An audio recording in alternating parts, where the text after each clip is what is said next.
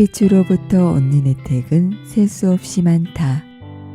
햇빛이 없다면 뼈가 단단해질 수 없다. 햇빛은 면역체계를 강화시키고 피부의 산소 농도를 증가시킨다. 햇빛은 피부 표면에 더 많은 혈액이 흐르도록 만들어 상처나 타박상의 치유를 돕는다. 벌어진 상처와 부러진 뼈도 햇빛이 있으면 더 빠른 치유가 가능하다. 햇빛은 시력을 개선하고 호르몬 분비를 증진시킨다. 햇빛은 지구상에 존재하는 모든 생명의 궁극적인 원천이고 모든 형태의 치료의 효율성을 배가하는 이상적인 만병통치약이다. 햇빛은 약물이나 수술 혹은 방사선 치료와 달리 비용이 들지 않을 뿐더러 해로운 부작용이 전혀 없다. 무엇보다 중요한 것은 우리의 기분을 좋게 만들어준다는 점이다. 안녕하세요. 책의 소리를 담다 책소담입니다. 안드레아스 모리츠의 햇빛의 선물, 옹긴이는 정진근, 출판사는 에디터입니다. 책 제목이 햇빛의 선물인데요. 햇빛이 우리에게 주는 선물이 이렇게 많고 중요한지 몰랐습니다. 어떤 선물을 주는 걸까요? 대표적으로 비타민 D입니다. 우리 몸에 꼭 필요한 비타민 D를 돈 한 푼 들이지 않고 햇빛에서 나오는 자외선을 통해서 얻을 수 있습니다. 비타민 D는 음식을 통해서도 또 보충제를 통해서도 흡수할 수 있지만 햇빛을 쬐는 것만으로도 충분하게 만들어진다고 합니다. 김이나 주근깨 생길까봐 걱정하지 말고 햇빛을 쬐며 걸으라고 저자는 말합니다. 자외선 차단제가 햇빛과 만나면 오히려 피부에 안 좋아질 수도 있다고 합니다. 햇빛이 주는 선물은 이것뿐만이 아닌데요. 햇빛은 면역체계를 강화시키고 골다공증을 예방해주며 통풍이나 관절염, 빈혈, 습진, 피부염, 천식 등도 햇빛을 쬐는 것만으로도 상당한 치료 효과를 얻을 수 있다고 합니다. 책소담이 알려드리는 꿀팁. 햇빛을 얼마나 받으면 좋을까요? 일주일에 2번 정도 자외선 차단제를 바르지 않고 얼굴, 팔, 손 등에 10분에서 15분 정도 햇빛을 쬐는 것만으로도 피부에 충분한 양의 비타민 D를 생산할 수 있다고 합니다. 햇빛의 선물. 이제 책의 소리를 담아 보겠습니다. 구독과 좋아요는 행복입니다. 저자 서문. 햇빛은 최고의 천연치료제. 약이라는 단어를 듣고 많은 사람들이 제일 먼저 머릿속에 떠올리는 이미지는 아마 약국에서 구입하거나 의사가 처방해주는 알약일 것이다. 그러나 사실은 의사의 처방으로 조제받는 알약 등이 약의 전부는 아니다. 우리에게는 좀 더 근본적이면서 훨씬 더 중요한 치료약과 에너지가 있다. 그것은 자연이라 불리는 광활한 약국에서 누구나 무료로 사용할 수 있는데 자연 속에서 여러분의 의사는 여러분 자신이다. 무언가 잘못되었을 때 여러분의 몸은 언제든 처방전을 보낸다. 개개인이 각자 느끼는 징후나 증상이 이러한 처방전이다. 비유를 하나 해보겠다. 몸에 수분이 부족해지면 여러분의 몸은 물이 필요하다고 말한다. 여러분이 주관적으로 경험하는 갈증이 바로 그것이다. 입이 건조함을 느낄 때 여러분은 물을 마시면 문제를 해결할 수 있다는 것을 스스로 안다. 굳이 의학 전문가가 처방을 내려줄 필요는 없다.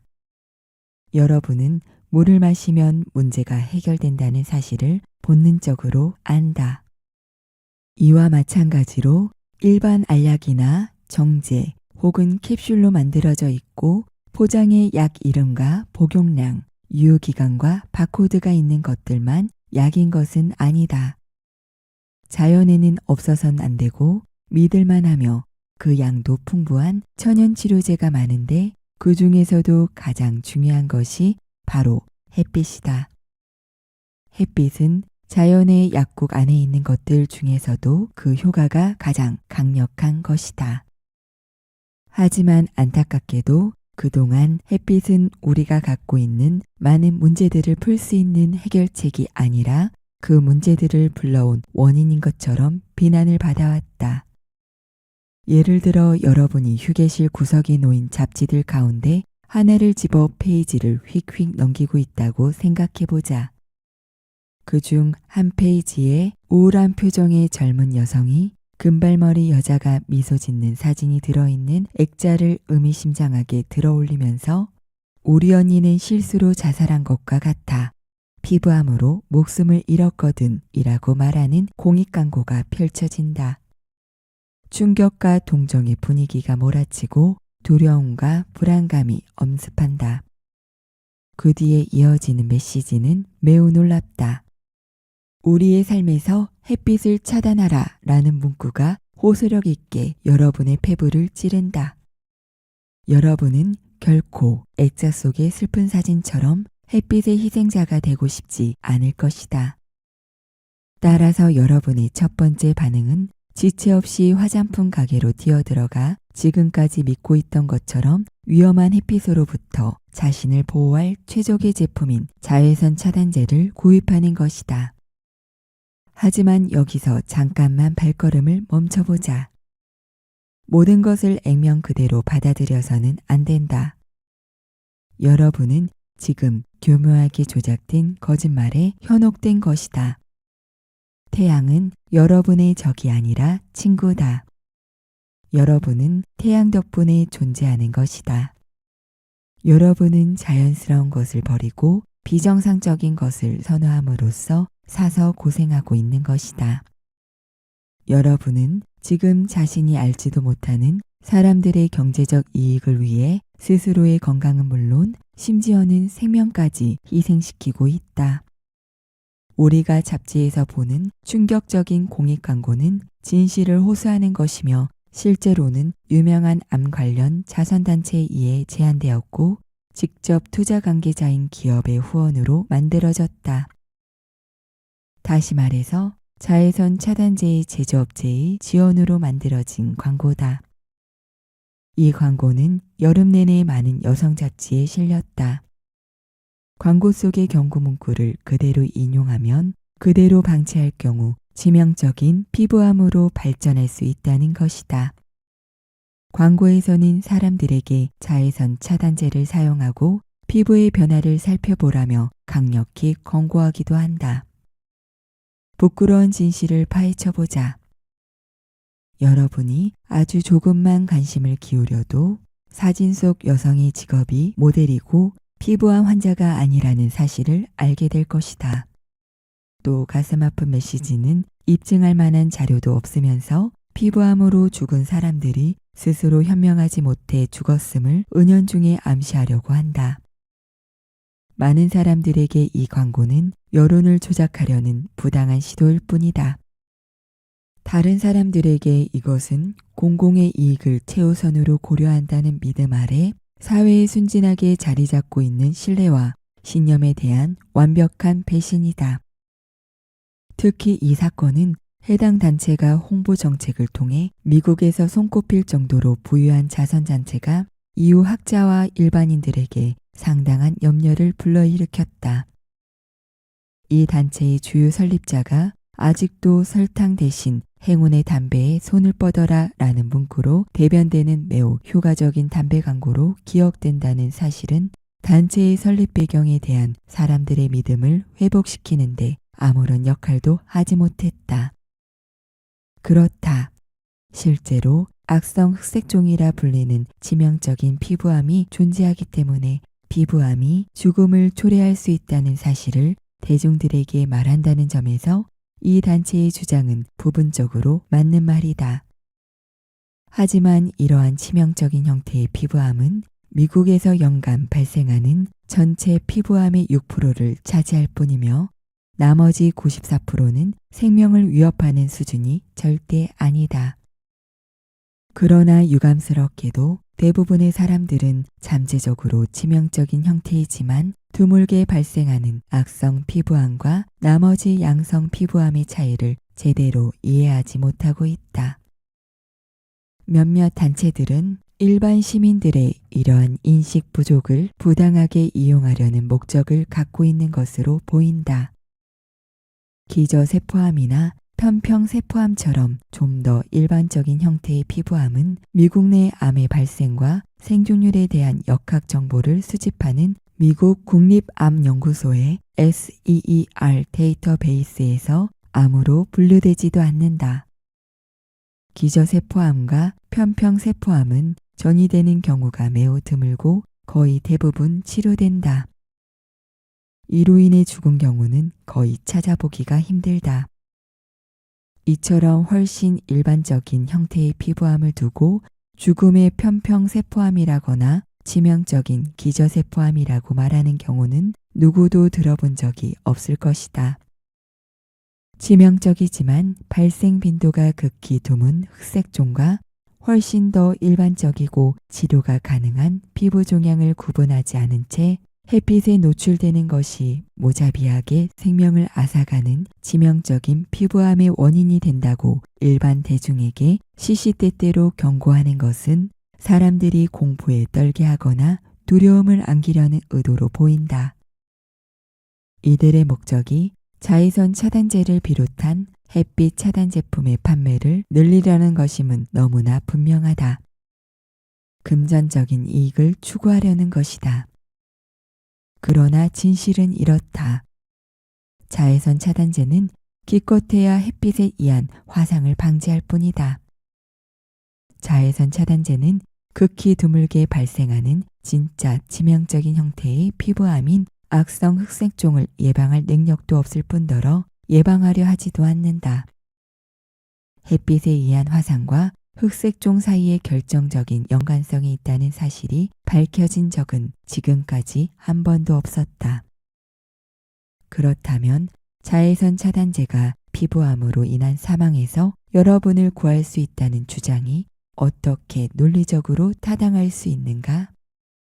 실제 연구 결과는 사람들이 자외선 차단제를 사용했을 때 흑색종 발병 위험을 가장 크게 증가시킨다는 사실을 시사한다. 나는 이 책을 통해 사람들이 햇빛에 노출되는 것에 관한 교모한 술수와 거짓말의 이면을 볼 수 있게 되고 가장 중요하게는 셀 수 없이 많은 햇빛의 혜택을 사람들이 깨닫는 데 도움이 될 수 있기를 희망한다. 여러분은 진실을 알 자격이 있다. 오늘날과 같은 세상에서 아는 것이 힘이다. 안드레아스 모리츠. 비타민 D는 무엇인가? 칼시페롤이라고도 부르는 비타민 D는 지용성 비타민이다.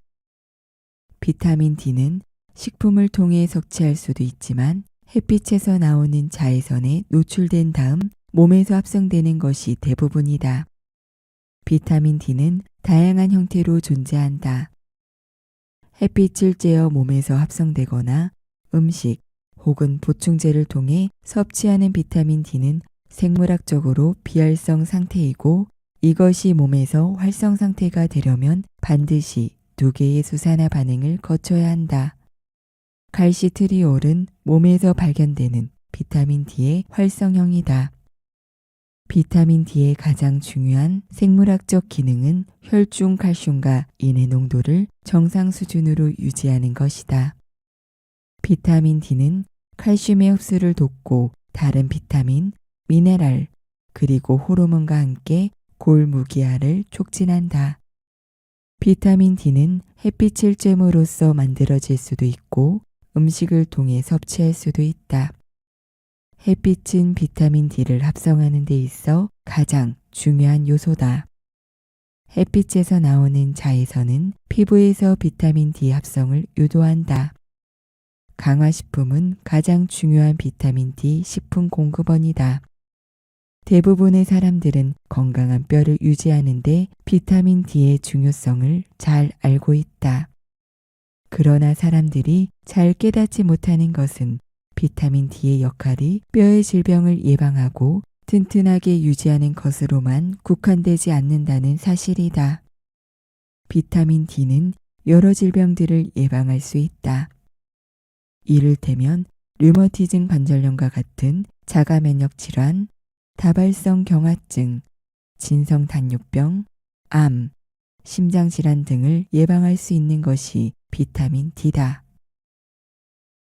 비타민 D와 다발성 경화증. 다발성 경화증이라 불리는 신경계 질환에는 효과적인 치료법이 많지 않다.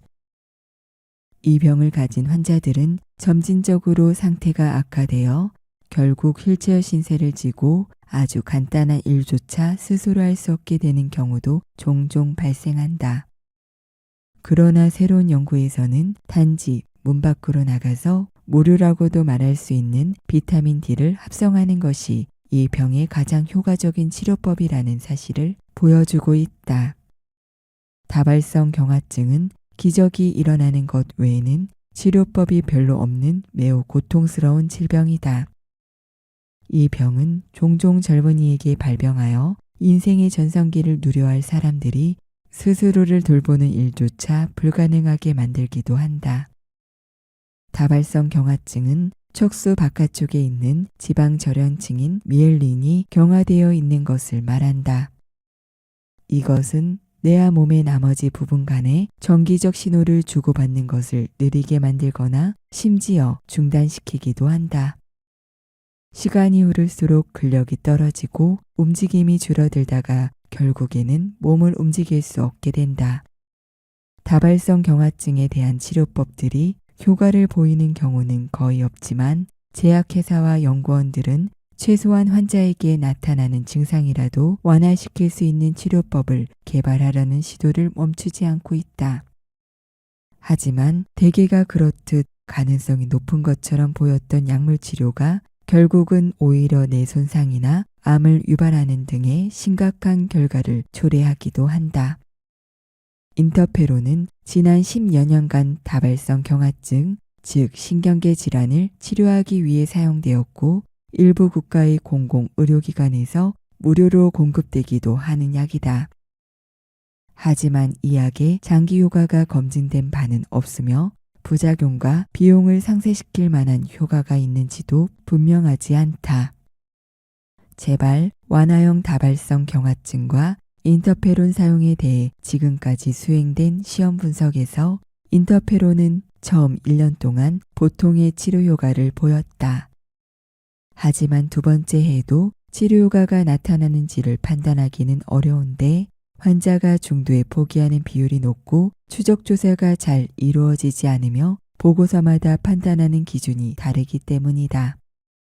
인터페론을 사용하는 환자는 플라세보 약을 사용하는 환자보다 더 많은 부작용을 호소한다.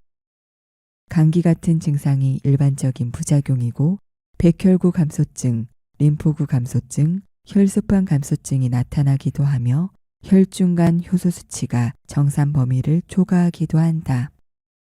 과학자들은 치료를 시작한 첫 해에는 인터페론이 어느 정도 효과를 보이지만 그 이후의 효과에 대해서는 알 수 없다고 결론지었다. 그럼에도 불구하고 환자들은 매우 오랜 기간 동안 인터페론 처방을 받는다. 과학자들은 이 약의 효과에 대해 재평가할 필요가 있다고 말한다. 하지만 다발성 경화증 환자들이 더 이상 그런 선택을 할 필요가 없을지도 모른다. 새로운 연구에서는 매우 많은 양의 비타민 D, 즉 하루 평균 14,000 IU 정도의 비타민 D를 복용할 경우 이 병의 잦은 재발을 예방할 수 있다는 사실을 보여주었다. 연구에서 이 정도로 많은 양의 비타민 D를 복용한 환자들은 아무런 부작용 없이 몸의 기능을 유지했다. 연구원들은 이 치료법의 안정성이 검증될 때까지 하루에 4,000 IU 이상의 비타민 D를 복용하지 말 것을 권고했는데 이것은 조금 이해할 수 없는 권고로 보인다. 그 이유는 다음의 두 가지를 근거로 한다.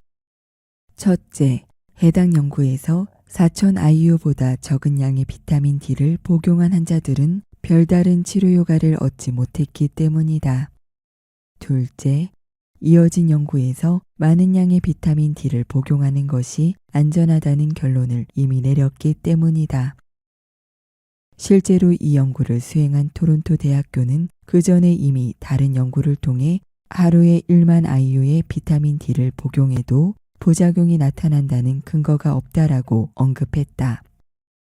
만약 여러분이 알약으로 된 많은 양의 비타민 D를 복용하는 것에 거부감을 느낀다면 여러분의 피부를 햇빛에 노출시키는 것만으로도 별다른 비용을 들이지 않고 엄청난 양의 비타민 D를 얻을 수 있다. 피부색이 흰편이라면 피부가 약간 분홍색을 띨 정도의 시간 동안 햇빛에 온 몸을 노출시키는 것만으로도 여러분은 2만 IU의 비타민 D를 얻을 수 있다. 재미있는 점은 피부에서 그렇게 많은 양의 비타민 D가 한꺼번에 만들어져도 비타민 D를 너무 많이 만들어서 부작용이 나타났다는 보고는 한 번도 없었다는 사실이다. 아마도 이것이 다발성 경화증의 재발을 방지하는 비타민 D의 효과를 보여준 첫 번째 연구 결과이겠지만 이 질병의 치료를 위해 비타민 D를 사용한 선례는 이미 있었다. 여러 연구에서 더 많은 양의 비타민 D가 있을수록 가장 먼저 다발성 경화증이 예방된다는 사실을 보여주었다. 다른 연구에서는 비타민 D를 앞의 연구에서보다 절반 정도 복용하는 것만으로도 척수에서 경화된 영역의 수가 감소한다는 사실을 보여주었다.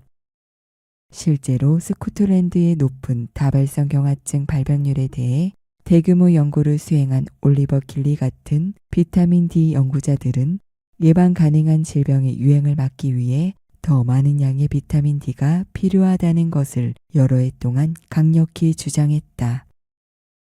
제약회사 연구원들이 최신 의약품과 획기적인 치료의약품을 만들기 위한 연구를 계속하고 있으며 영국 총리에게는 줄기세포 연구에 수백만 파운드를 지원하라는 요구가 들어가고 캐나다의 다발성 경화증 협회는 다음 세대 연구원들을 훈련시키는 과정을 통해 다발성 경화증 연구를 수행하기 위한 훈련센터를 만들었다. 여러분이 햇빛을 통해 비타민 D를 얻는 것의 위험과 이익을 저울질해 볼 수는 있겠지만 햇빛을 이용한 이 치료법은 전혀 돈이 들지 않고 건강보험도 필요하지 않은 가장 안전하고 효과적인 다발성 경화증 치료법이다. 한 연구 결과에 의하면 복합 비타민 형태의 비타민 D 보충제를 먹는 여성은 아무런 보충제도 먹지 않는 여성에 비해 40% 낮은 다발성 경화증 발병 위험을 갖고 있다. 18만 7,563명의 여성을 대상으로 진행된 이 연구는 몸에서 비타민 D를 만들어내는데 필요한 햇빛이 부족한 것이 다발성 경화증의 발병 원인이 아닐까 하는 의문을 제기한 첫 번째 연구였다. 햇빛에 많이 노출되는 어린이와 청소년들은 성인이 된 후에도 다발성 경화증이 발병할 위험이 낮다. 연구원들은 자외선 노출이 부족하거나 비타민 D가 부족한 것이 다발성 경화증 발병 위험을 증가시키는 것이라고 결론 지었다. 다른 연구들에서도 자외선이 다발성 경화증을 예방하는 효과를 보인다는 비슷한 결과가 나왔다. 연구원들은 유년기와 이른 청소년기에 햇빛에 노출되는 것은 다발성 경화증 예방에 가장 중요하다는 사실을 발견했다. 덧붙여 자외선이 약하고 비타민 D를 생산하기 어려운 겨울에는 더 많은 햇빛을 쬐어야 한다. 비타민 D와 근골격 질환. 미국인 성인 중 2,500만 명이 현재 골다공증을 앓고 있거나 앞으로 걸릴 위험에 처한 것으로 추산되고 있다. 골다공증은 뼈가 약해지는 것이 특징인 질병이다. 골다공증이 생기면 골절의 위험이 증가한다. 구루병과 골다공증은 비타민 D 결핍 때문에 발병하는 것으로 인식되어 왔다. 어간류를 이용하여 이들 질병을 예방하고 치료하는 것은 영양학의 업적 중 하나로 평가받고 있다. 몸 안에 정상적인 양의 비타민 D가 축적되어 있으면 뼈가 튼튼해지고 노인과 폐경기 여성 그리고 스테로이드 요법을 사용하는 사람들의 골다공증을 예방하는 데 도움이 된다. 연구원들은 정상적인 뼈가 끊임없이 리모델링을 한다는 사실을 알고 있다. 전에는 느끼지 못하던 신체적 불균형이 분명히 나타나는 갱년기가 되면 부수고 새로 만드는 두 프로세스 사이의 균형이 무너지고 새로 만들어지는 뼈보다 부서지는 뼈가 더 많아진다. 나이든 여성의 혈중 비타민 D 농도가 높을수록 골 소실이 적다. 골 소실은 골절의 위험을 증가시키므로 몸에 비타민 D가 많을수록 골다공증에 의한 골절을 예방하는 데 도움이 된다. 비타민 D는 우리의 건강에 중요한 영향을 미치는 영양소로 무기질 대사에서 수행하는 고전적 역할 외에도 많은 역할을 수행한다. 새로운 보고서에 의하면 특히 아프리카계 미국 어린이들에게서 구루병이 크게 증가하고 있다고 한다. 구루병은 비타민 D 결핍으로 일어나는 질병인데 뼈와 근육이 약해지는 증상을 보여준다. 연구원들은 1990년에서 1999년에 노스캐롤라이나 주의 두 병원에서 영양구루병으로 진단받은 어린이 30명의 의료 기록을 검토했다. 이 어린이들은 모두 생후 5개월에서 25개월 사이에 아프리카계 미국인이었고 모유 수유를 받았지만 비타민 D 보충제는 투여받지 않았다. 절반 이상의 환자가 1998년과 1999년 상반기에 질병이 발견되었으므로 연구원들은 이 질병의 발병률이 급격히 증가하고 있다고 판단했다. 대부분의 어린이들은 진단이 내려진 시점에 키와 체중의 성장이 늦은 상태였고 3분의 1은 발달 상태가 심각할 정도로 늦은 상태였다. 상단수 어린이들이 다리가 휘거나 골절이 되어 있었는데 이는 비타민 D 결핍을 제대로 치료하지 않았을 때 일반적으로 나타나는 증상이다. 비타민 D는 음식과 햇빛을 통해 얻을 수 있다. 비타민 D가 풍부한 식품으로는 간, 달걀 노른자, 생선 등이 있다. 초기 연구에 의하면 버터에는 일반적인 형태의 비타민 D 보충제에 비해 100배 이상의 많은 천연 비타민 D가 들어있다고 한다.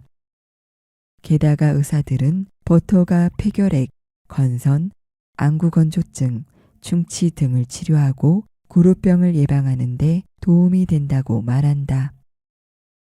연구원들은 다음과 같은 것들을 구루병 발병률이 증가하는 원인으로 판단한다. 모유 수유의 증가. 전문가들이 모유 수유를 권장함에도 불구하고 모유에 함유된 비타민 D의 양은 산모의 몸에 얼마만큼의 비타민이 있는지에 좌우된다. 일반적으로 모유에는 매우 적은 양의 비타민 D가 들어있으며 모유 수유만 받는 어린이는 충분한 양의 비타민 D를 공급받지 못할 수 있다. 소아과 의사들은 유아에게 적절한 비타민 보충제를 처방하지 못하며 특히 모유 수유만 하는 유아에게 맞는 비타민 보충제를 처방하지 못한다. 피부가 검은 사람들이 비타민 D를 생산하기 위해서는 더 많은 양의 햇빛을 필요로 하기 때문에 비타민 D가 결핍될 가능성이 높지만 연구원들은 이런 사람들도 구루병을 완벽하게 예방할 수 있다고 강조한다. 모유 수유가 유아에게 이상적인 영양분을 공급하는 최고의 방법인 것은 틀림이 없지만 피부가 검은 산모가 모유 수유를 할 경우에는 아기가 2개월이 지난 시점부터 하루에 최소한 4,000 IU의 비타민 D 보충제를 공급해 줘야 한다. 많은 모유수유 지지자들이 모유수유를 비방하는 모든 것들에 방어적인 태도를 보이므로 모유수유를 받은 유아에게 비타민 D 보충제가 필요하다는 주장에 절대 동의하지 않는다. 이는 그들이 모유를 완전 식품으로 여기기 때문에 비롯된 것이다. 조금은 불행하게도 보충제가 필요하다는 것은 모유가 영양학적으로 완벽하지 않다는 의미로 해석될 수 있다. 하지만 앞에서도 강조한 것처럼 비타민 D는 단순한 영양소로 취급될 수 있는 것이 아니며 어떤 유아식에서도 천연적으로 들어있지 않는 스테로이드 호르몬 전구체로 봐야 한다. 대구 간유에 들어있는 구루병 치료 물질을 비타민으로 분류한 것은 너무 뿌리가 깊어 수정하기도 어려운 불행한 역사적 오류였다.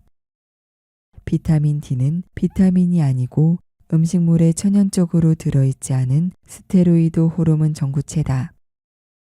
모유를 비롯하여 우리가 알고 있는 대부분의 완전식품에 비타민 D가 결핍되어 있는 것은 이로써 설명될 수 있다. 비타민 D 보충제는 모유 수유를 받고 있는 유아가 유일하게 필요로 하는 보충제이지만 이것은 오직 유아가 햇빛을 보지 못할 때뿐이다. 충분한 양의 비타민 D를 생산하기 위해서는 아기의 피부가 검을수록 더 많은 양의 햇빛이 필요하다. 적절한 양의 비타민 D가 없다면 아기에게 구루병이 발병하지 않더라도 뼈의 전상적인 성장이 지연되고 다른 문제들이 뒤따르게 된다. 일반적으로 부모들은 뼈의 적절한 성장과 건강을 위해 칼슘에 큰 관심을 보이지만 대부분의 부모들이 비타민 D는 그것만큼 중요하게 여기지 않는다. 암을 예방하는 햇빛. 1940년대 프랑크 에펄리는 위도와 암 사망 사이의 연관성을 입증했다.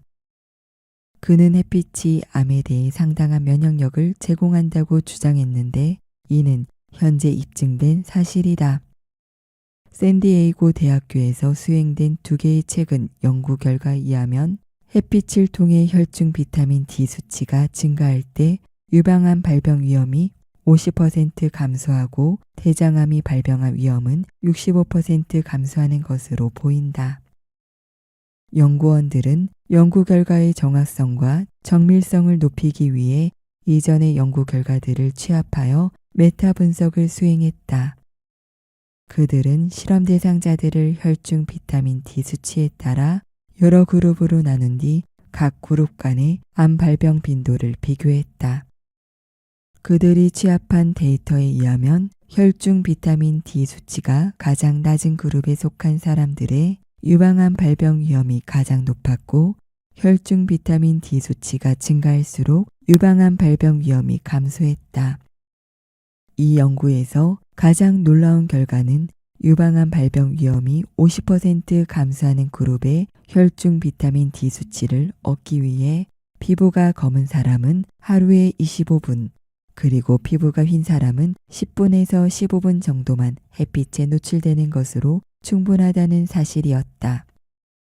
이것은 허세틴처럼 대대적으로 광고하는 항암제보다 햇빛이 실질적으로 암을 치유하거나 예방하는 효과가 더 크다는 사실을 보여준다. 두 번째 연구에서는 똑같은 양의 햇빛으로 대장암이 발병할 위험을 3분의 2까지 감소시킬 수 있다는 사실을 밝혀냈다. 한 연구에서는 몸에 비타민 D가 축적되었을 때 말기 유방암 여성 환자의 생존율을 높일 수 있다는 점을 시사하는 결과를 보여주었다. 영국 맨체스터 왕립병원의 바버라 마워 교수는 활성 비타민 D 수치가 정상이거나 그 이상인 13명의 여성들은 6개월의 실험 기간 동안 생존하였지만 비타민 D 수치가 낮은 그룹 13명 중 5명의 여성들은 안타깝게도 6개월 안에 목숨을 잃었다고 말했다. 미국 네브래스카 주의 크레이턴 대학교 의과대학에서 수행된 새로운 연구에서는 비타민 D 및 칼슘 보충제가 암 발병 위험을 무려 77%나 감소시킬 수 있다는 놀라운 결과가 밝혀졌다. 발병 위험이 감소하는 암에는 유방암, 대장암, 피부암 외에 다른 암들이 포함된다. 이 연구 결과는 비타민 D가 현대 과학을 통해 알려진 어떤 항암제보다도 훨씬 더 강력하게 암 발병 위험을 예방하는 가장 효과적인 약이라는 사실을 입증하는 근거가 된다. 이 연구는 네브래스카 주에 거주하는 1179명의 건강한 여성들을 대상으로 수행되었다. 연구 대상자들 중 한 그룹에는 하루에 1500mg의 칼슘과 1100IU의 비타민 D가 제공되었고 다른 그룹에는 가짜 약이 제공되었다. 4년 뒤 칼슘 및 비타민 보충제를 공급받은 그룹은 암 발병 위험이 60% 감소했다. 연구 후반부의 3년 동안만 살펴볼 경우에는 보충제 덕분에 암 발병 위험이 무려 77%나 감소한다는 사실이 입증되었다. 비타민 D의 효과에 대한 이 연구 결과는 당연하게도 미국 암학회가 그에 대한 입장을 밝혀야 하는 좋은 뉴스거리가 되었다. 미국 암학회의 대변인인 마지 맥컬로는 어느 누구도 암을 예방할 목적으로 보충제를 복용해선 안 된다고 단호히 말했다. 암 예방을 최우선으로 한다는 미국 암학회가 암 발병 위험을 77%나 감소시키는 보충제를 복용하지 못하도록 한다는 것이 매우 놀랍게 여겨진다면 여러분은 미국 암학회에 대해 잘 알지 못하는 것이다.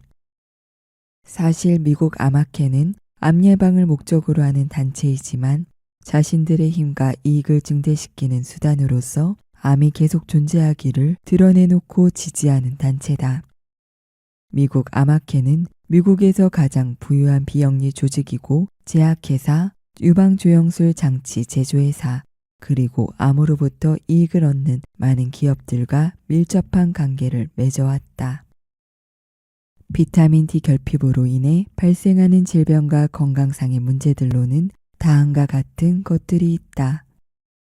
골다공증은 주로 비타민 D 결핍에 의해 발생하며 비타민 D 결핍은 칼슘 흡수를 심각하게 저해한다. 충분한 양의 비타민 D가 있으면 전립선암, 유방암, 난소암, 우울증, 대장암, 그리고 정신분열증을 예방할 수 있다. 고루병은 비타민 D 결핍에 의해 뼈의 변형과 장애가 일어나는 질병의 이름이다. 비타민 D 결핍은 제2형 당뇨를 악화시킬 수 있고 췌장의 인슐린 생산을 저해할 수 있다. 비만은 몸에서 비타민 D 활용도를 떨어뜨릴 수 있는데 이는 비만인 사람들이 정상인에 비해 2배 이상의 비타민 D를 필요로 한다는 것을 의미한다. 비타민 D는 세계 여러 나라에서 건선을 치료하는 데 사용된다. 비타민 D 결핍은 정신분열증과도 관련이 있다. 계절성 우울증은 햇빛이 부족하여 멜라토닌 불균형이 생길 때 발생한다.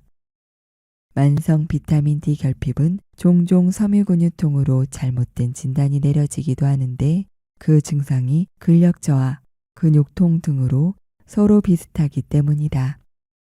일주일에 2~3시간 정도 햇빛을 쬐는 단순한 방법만으로도 당뇨나 암처럼 심각한 질병이 발병할 위험을 50에서 80% 이상 감소시킬 수 있다.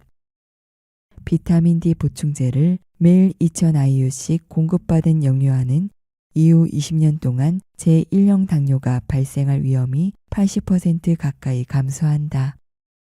오늘날 병원 환자의 60%와 요양원 환자의 80%가 비타민 D 결핍이다. 설상가상으로 임산부의 76%가 심각한 비타민 D 결핍이다. 질병을 억제하는 햇빛의 혜택을 얻으려면 밖으로 나가서 최소한 일주일에 3시간, 하루에 15분 내지 20분 이상 햇빛을 쬐어야 한다. 햇빛에 의해 만들어진 비타민 D와 비교할 때 합성 비타민 D는 효과가 매우 적거나 전혀 없다. 뿐만 아니라 우유 등에 첨가된 비타민 D는 심각한 부작용을 일으킬 수 있다. 햇빛이 없으면 건강도 없다. 햇빛을 쬐어야 하는 양은 체질이나 인종에 따라 조금씩 다를 수 있다. 그러나 영양이 풍부한 음식물 및 균형 잡힌 생활 방식과 마찬가지로 햇빛을 쬐는 것은 모든 종류의 질병으로부터 우리를 지켜주는 최고의 보호막을 제공한다. 전 세계적으로 진행된 태양에 대한 연구는 자외선에 노출되는 것이 가장 포괄적이고 효과적인 치유 수단이라는 사실을 보여준다. 햇빛이 우리에게 제공하는 것으로 증명된 수많은 혜택에도 불구하고 대부분의 아픈 사람들이 여전히 별 도움도 되지 못하면서 독성이 가득하고 값비싼 의료용 약물에 의존한다는 것은 놀라운 일이 아닐 수 없다.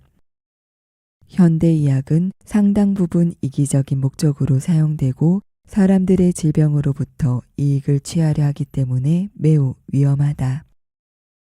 의료 종사자들과 의사들이 부당하게 환자들을 이용하여 수수료를 챙기는 행위에 관여한다는 것은 이미 널리 알려진 사실이다. 시장에서는 완전히 불필요하고 아무런 가치도 없는 수많은 의약품이 판매되고 있다. 의사들은 수수료를 취하기 위해 값비싼 약들을 처방한다. 신부전의 60%가 의약품 사용으로 발병한다는 것은 잘 알려진 사실이다. 많은 진통제가 암을 유발한다. 많은 약들이 단기적 혹은 장기적 부작용을 일으키고 어떤 경우에는 이런 부작용이 평생 지속되기도 한다. 단순한 바이러스성 발열이나 흔한 감기조차 이를 효과적으로 다스리는 특별한 약은 전혀 없다. 질병의 원인과 관련이 없는 독한 약물을 오용하는 것은 타고난 면역력을 약화시키고 환자의 체력을 떨어뜨려 상태를 악화시킬 뿐이다. 코르티손 등의 약물은 천식 환자의 면역력을 감소시키는 것으로 알려져 있다. 또한 대증요법으로 황달을 치료할 수 있는 약도 없다. 현대의학이 분명한 위험 요소에도 불구하고 현대의학과 관련된 기업과 종사자들이 시장에서 지금처럼 엄청난 성공을 거두고 있다는 사실은 사람들이 거의 완벽할 정도로 신뢰를 보내고 있는 다른 사람들, 즉 의사들로부터 완전히 속고 있음을 증명하는 것이다.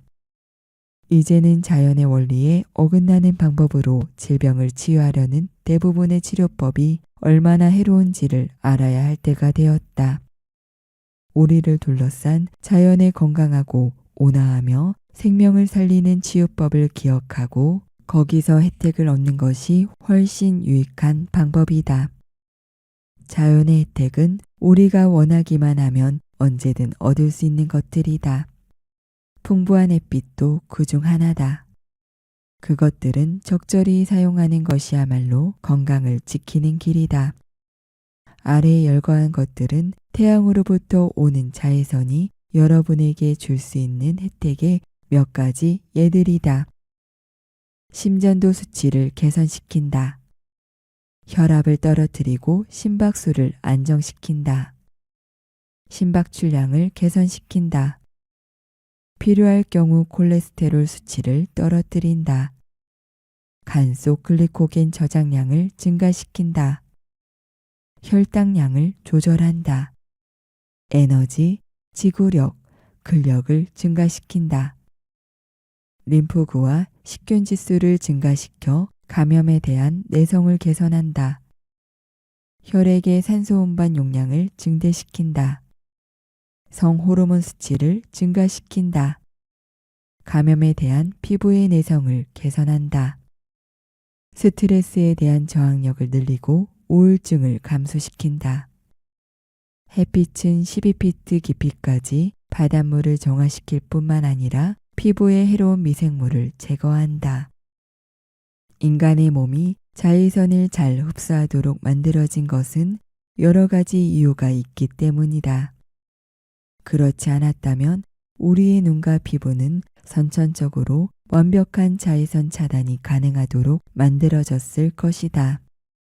가장 중요한 이유 중 하나는 자외선이 정상적인 세포 분화에 필요하다는 점이다. 헬렌 쇼 박사의 연구에서 확인되었듯이 자외선이 부족하면 세포의 정상적인 성장을 방해하여 암을 유발할 수 있다. 선글라스 혹은 자외선을 반사시키는 안경이나 콘택트 렌즈는 황반병성과 같은 특정 퇴행성 안질환의 일정 부분 원인을 제공한다.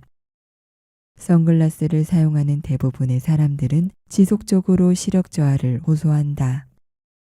이 문제에 대한 해결책은 아주 간단하다. 선글라스 착용을 중단하거나 선글라스 색의 농도를 낮추는 것이다. 그렇게 하면 여러분의 눈이 점점 햇빛에 익숙해진다는 사실을 발견할 것이다. 시력을 개선하고 햇빛에 대한 민감도를 떨어뜨리는 다른 방법도 있다. 여기에는 기본적으로 눈 운동, 알칼리성의 좋은 영양소 섭취, 그리고 텔레비전의 장시간 시청으로 눈의 피로를 증가시키지 않는 방법 등이 포함된다. 우리의 전형적인 실내 생활은 산성식품과 산성음료로 인한 지나친 자극, 텔레비전 시청에 의한 콜레스테롤 증가 및 탈수요가, 그리고 눈을 포함한 몸의 모든 세포를 손상시키기에 충분한 온갖 스트레스 요인 등과 어우러져 시력을 떨어뜨린다.